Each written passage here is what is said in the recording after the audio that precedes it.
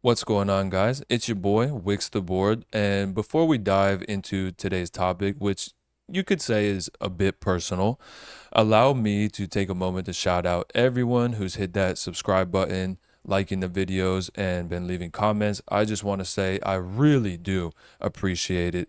I'm talking about those who are engaging, building out this community, and keeping the conversation going. It's beautiful to see. You guys are the real MVPs, my executive board members, if you will. Now, I checked the numbers recently. We're at 22 subscribers. I know, wild. But I never thought I'd be here talking on YouTube, sharing my thoughts, my opinions, whatever comes to mind on culture, relationships, the way the world's spinning, all of that. But here we are. And honestly, it means so much that some of you are already rocking with your boy. So big up yourselves. I sees ya. But anyway, let's get into today's topic. The reason why the title might sound like an oxymoron is because I've got a unique perspective when it comes to marriage, I think. I mean, I'm married, but I'm not married. And it sounds complicated, right? But don't click away yet. Let me explain. We've all heard the rhetoric about marriage, right? Men getting disproportionately screwed over in divorce court, losing everything, money, time, emotional stability. You hear the stories. Hell, maybe you've even lived it. And it's tough out here for guys who thought they were doing the right thing, only to end up in court with everything they've ever worked for on the chopping block. And I get it. I do.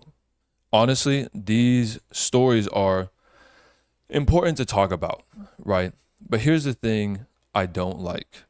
And that's the knee jerk reaction to it all, right? People saying, well, because divorce court is stacked against men, just avoid marriage altogether. That's where I've got to call some of this out, I think. And also where I think I can offer a bit of a unique perspective that I don't hear too many people, if anyone, really talking about. You see, again, I get it. The logic is simple: avoid the legal risks. That makes sense. But that's just another extreme, if you will. If you're going to swing the pendulum all the way to one side, you're not actually solving the problem. You're just running from it. And remember, the opposite of extreme is also extreme, right? You go from here all the way over to here. You're just going from one extreme to another, right? The goal is to land somewhere in the middle, try to find that balance. So the problem isn't marriage itself or the idea of marriage, it's the system, it's the court. It's the people who exploit the system, vindictive, spiteful women, and predatory lawyers, more times than not. And here's where I come in, right? I'm a 26-year-old married man, but I have never and will never sign that dotted line. Yeah, I'm married, but I didn't go to the courthouse to get some marriage certificate. I refuse to, okay? It's not just about being stubborn or rebellious. For me, it's personal. It's about avoiding the system that's designed to punish men for being in relationships. And if you want to talk about why this system is so screwed up, you have to look back at one major turning point. That is the implementation of no fault divorce under the Reagan administration. Before this, divorce wasn't as accessible or easy to initiate, right? There had to be a reason like infidelity or abuse if somebody wanted out, right? The financial and social incentives just weren't there at the time for a woman to leave her husband. Divorce wasn't an easy, light decision, right? This was a time where you would be openly shamed for following through with the divorce. Your character was brought into question. Unless, of course, it was truly a bad marriage, but you had to be able to prove that, right? It wasn't just a card you can pull whenever you felt like it. But then, boom, right? No fault divorce was passed. And now, suddenly, both parties could walk away with minimal legal battle, which on the surface sounds great. It no longer had to be this long, dragged out legal process. But here's the kicker: for women, it created this massive financial incentive. Now, there was a real chance to gain from a split, right? In the forms of alimony, child support, a larger share of assets. It was like opening a treasure chest. The shift was like opening the floodgates, if you will. It set up a scenario where some women started seeing divorce as potential paydays. In cases where things were going fine or didn't warrant a split, the option was now wide open. And if a woman was on the fence about the relationship, she could kind of just roll the dice and see if a legal battle would get her a chunk of her husband's wealth. And that's where the risk comes in. And that's exactly why I have avoided and will always avoid that marriage certificate. Once you sign that dotted line, you're signing up for the potential of something like that happening to you. When you get married legally in this system, you've just set yourself up to be financially, emotionally, and legally tied to someone, whether they're a great person or not. You see, my wife and I are spiritually married. We are aligned in our beliefs. We share the same religion, and that's how we've decided to do things. In our eyes, our union is spiritually and religiously recognized, and that's all that matters. That piece of paper that says we're legally bound, that doesn't change a damn thing. What does a marriage certificate really prove anyway? You know, some of the worst marriages are between people legally married, right? The love, the trust, the mutual respect. You don't need a government to tell you when that's real or when that exists in a relationship. What does the legal system know about love anyway? Am I right? I know people say that legally binding your relationship is important for things like tax season or healthcare, but come on, that's just not good enough for me, right? I don't care if I get a little bit more money back for filing jointly, or even if I did, it's nowhere near the amount that would ever make me seriously consider it. Never. I don't need a certificate for that. If you're in a relationship where everything is good, there's trust, there's commitment, there's effort from both sides, why complicate this by introducing the state into your personal business? Now, I get why people go the traditional route. There still exists this cultural pressure, the ideal of marriage being something sacred, right? But let's be real for a second. It's 2025, man. People change, relationships change and have changed. I mean, monogamy seems like a thing of the past today. What the fuck is a polyamorous relationship? I mean, what are we even doing at this point?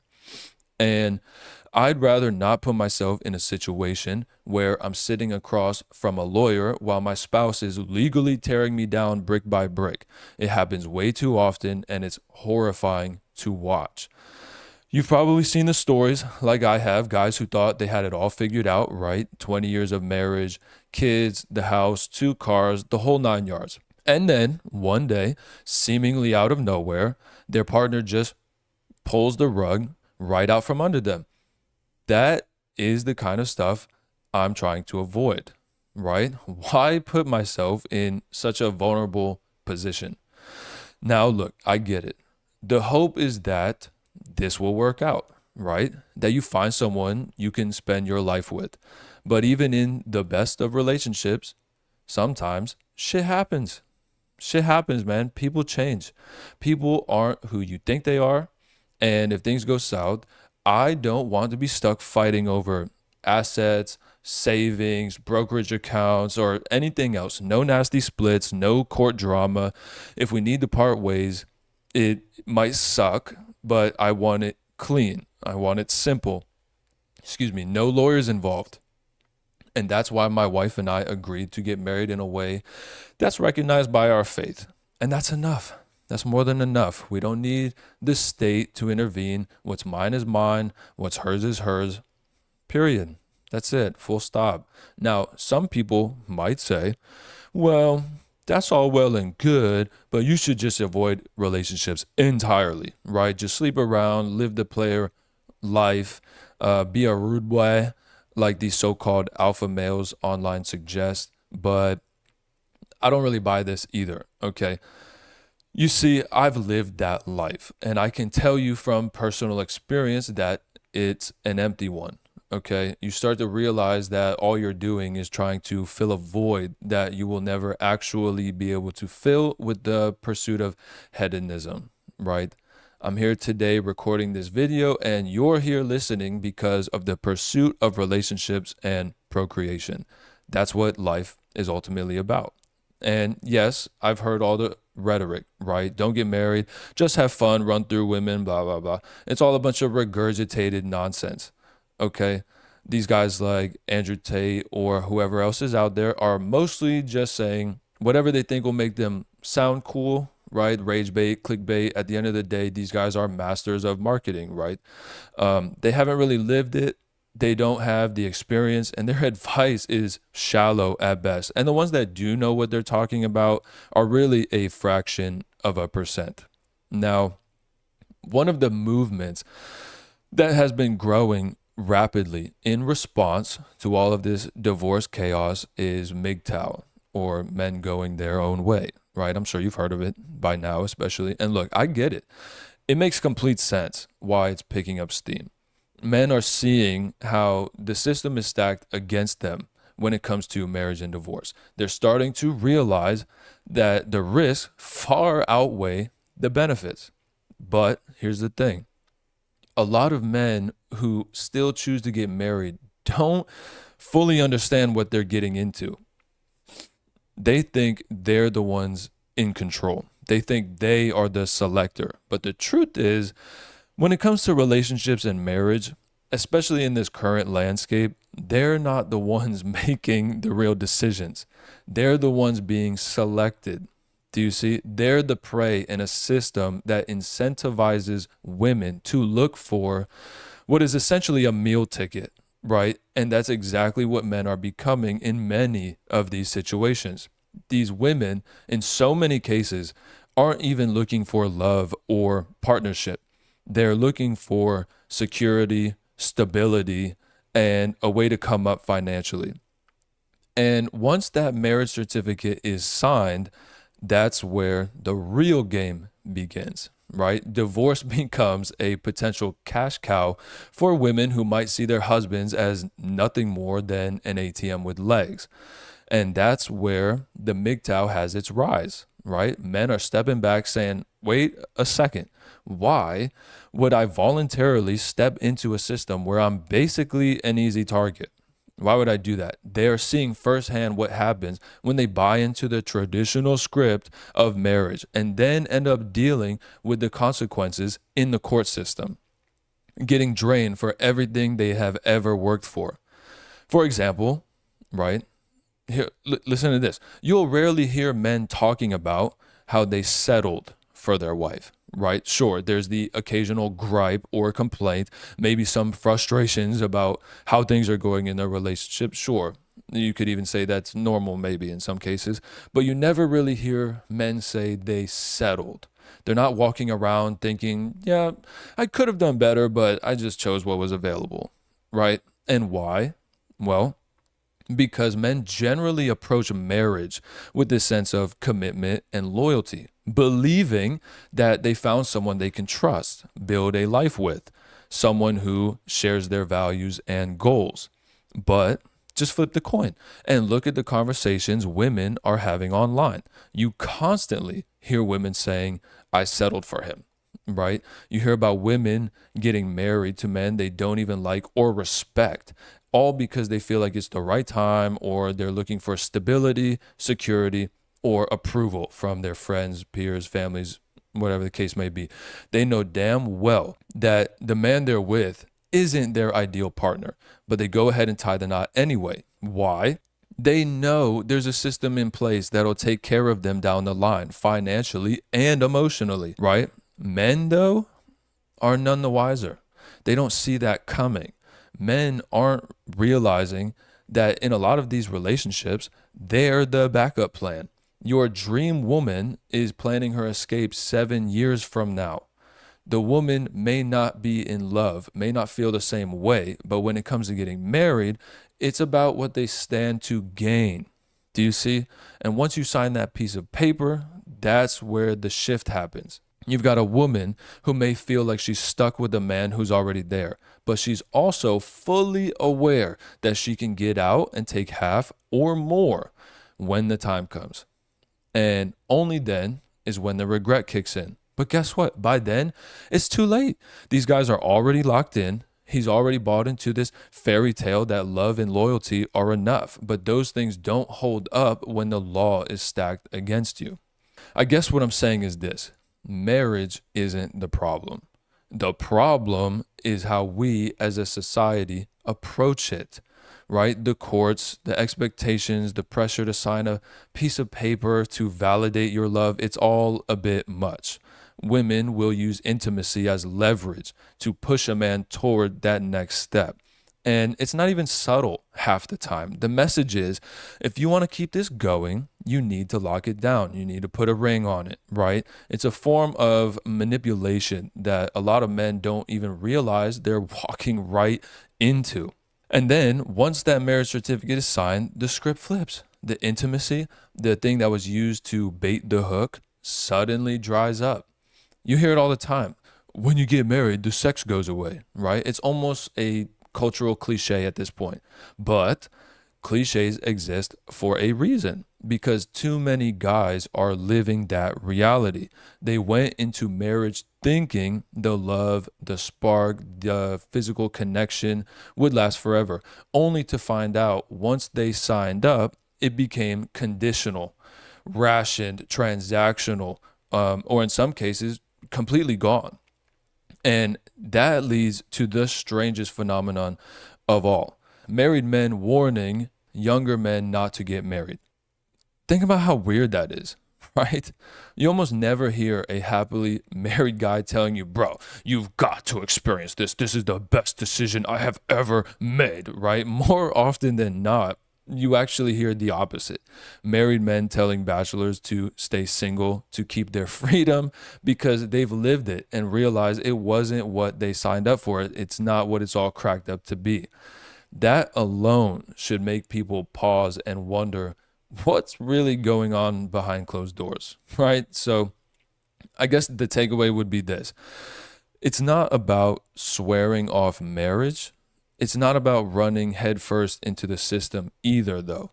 The real focus should be on the morals, the character, the accountability that makes a marriage worth having in the first place, right? Be the kind of man who would make a good husband. Be the kind of woman who would make a good wife. Build yourself up in those ways, right? Loyalty, honesty, commitment, responsibility, because those are the qualities that make a relationship last. That's what creates stability and those feelings of love, right? But here's the line I draw. I would never recommend to anyone that they legally bind themselves with a marriage certificate. Not in this system. Not when the risk is stacked so high against you. You don't need the government to validate your love. You don't need a court to tell you what's real. So my advice would be live with integrity, carry the character of someone who could thrive in a healthy marriage, but don't hand over the keys to your life to a system designed to bleed you dry, right? Protect yourself, protect your future, and most importantly, protect your peace, right? And now I'll throw it back at you, right? What do you think? Am I crazy here? Am I tripping? Or do you see what I'm talking about? Let me know, right? Drop your thoughts in the comments below. Share your own experiences, maybe. Let the conversation continue. And if you haven't already, hit that like button, subscribe, all that good stuff. As usual, man, I'm Wicks the Board. Y'all take it easy.